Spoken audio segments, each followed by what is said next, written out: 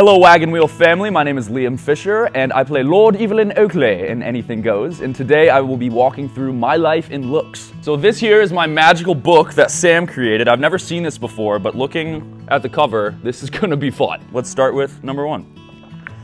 Beauty and the Beast. What a great photo. Obviously, this was a lot to wear on stage at all times. 99% of the show I was wearing this, including like a good hour before the show started. So lots of sweat, lots of burning calories, which was really good. The one thing that I do remember the most about this costume was the fact that I had to crawl through Shawshank. And if you're not familiar with our theater, the orchestra lives right below us. And the only way to get in and out is through this little trap door here. But we used that trap door during the fight scene with Gaston and the Beast. Josh Devine, the amazing Beast body double, shout out Beast body double on Instagram. He had to wear this full costume, he had to die, fall through the trap door. He had to crawl through Shawshank, which is this 3-foot wide, 25 feet long tunnel that goes from the orchestra into the scene shop.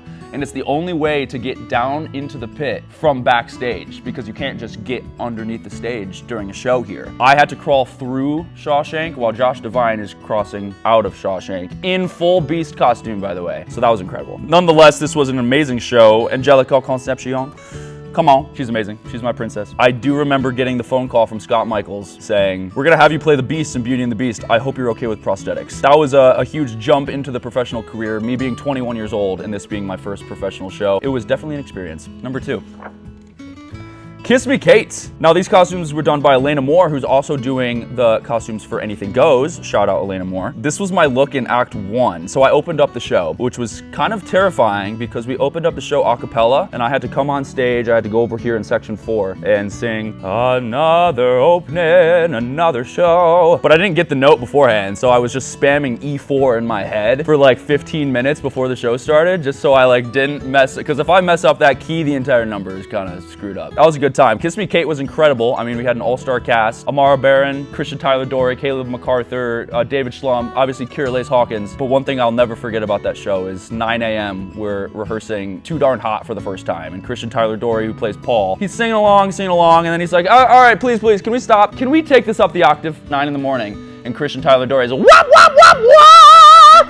I'll never forget it. Number 3, the wedding singer.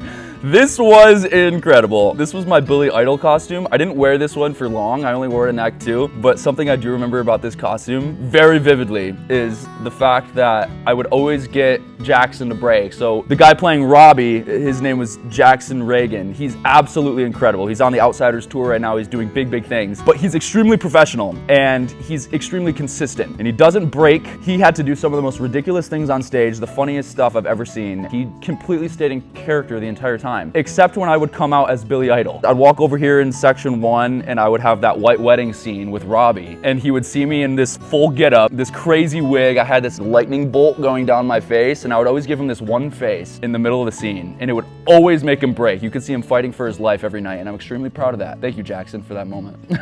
All right. Number 4, Murder on the Orient Express. This was crazy. This was by far the hardest show that I've ever had to do, the most lines I've ever had to memorize, the biggest character that I've ever had to attack before. Look at that mustache.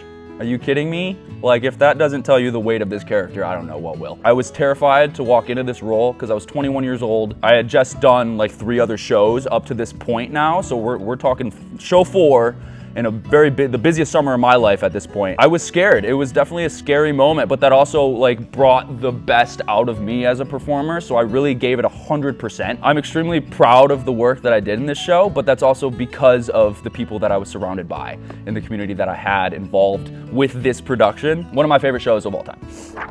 Number 5, Beautiful, the Carole King musical. This one was fun. I'm not a huge fan of the jukebox musicals, but this one is good. The plot is incredible, the story is cool, and obviously we had an all-star cast. What I do remember, especially looking at this picture, I remember these pianos. We had like 3 different pianos that we had to bring on and off stage like throughout the show. This one specifically had a busted wheel one of the nights, and I remember trying to push this piano down to like set for this look right here, this little special that we had. And I couldn't make it. Like I literally could not get down this ramp, so I'm like singing my song supposed to be playing the piano at this point? Just like trying to get it into place, and I'm like trying to avoid all these people down the aisle, and I'm like, splish splash, I was taking a bath. Like, I'm supposed to be playing the piano, it just didn't work out. Anyways, when it did work out, it was a really special moment, and this costume was part of that. Shout out Josh Devine, Beast Body Double, who is my righteous brother, who is also my Beep Bop Aluba brother. Great costumes, great show. All right, now we're moving on to my second summer. This is Joseph in the Amazing Technicolor Dreamcoat. Wow, what a jumpsuit. This was incredible. I didn't try on this jumpsuit until probably the night before opening, so I didn't really know what I was walking into in this character. Obviously, you can tell by the wig, and you can tell by the jumpsuit and those sparkly gold shoes, by the way. Come on. This was a lot of fun. It really made me feel like a rock star, which was incredible. One thing I will tell you about this show, I don't come in until Act 2, because the Pharaoh's like the first number in Act 2. When I'm wearing this costume backstage, they had to bring me on stage in a sarcophagus, which is like a coffin. They put me inside the coffin, and they had 4 guys, 2 on each side, carry me down this ramp to this spot right here. This sarcophagus was about to bust through any second now. Like, I was about to fall through this. I could hear the wood creaking as they're walking down this aisle. So I was a little scared, but it was a really cool moment because it was one of the coolest entrances I've ever made in the theater. This was a really cool part to play.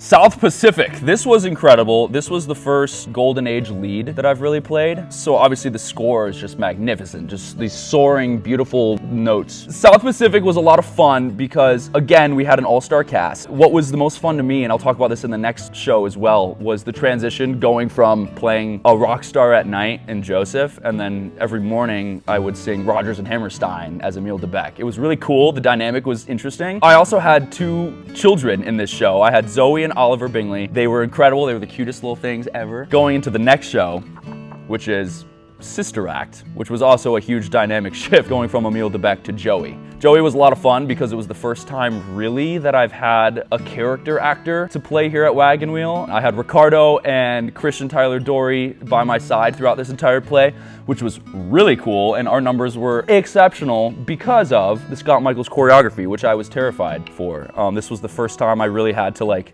dance in a show. I was definitely terrified going into this role, but Scott's adaptive choreography made it very simple, made it easy to learn and easy to retain. I mean, look at this costume. That's incredible. The Mighty Mouse costume, I'll never forget. It was awesome. I got a lot of compliments for that. But it wasn't me, it was all Haley. So thank you, Haley.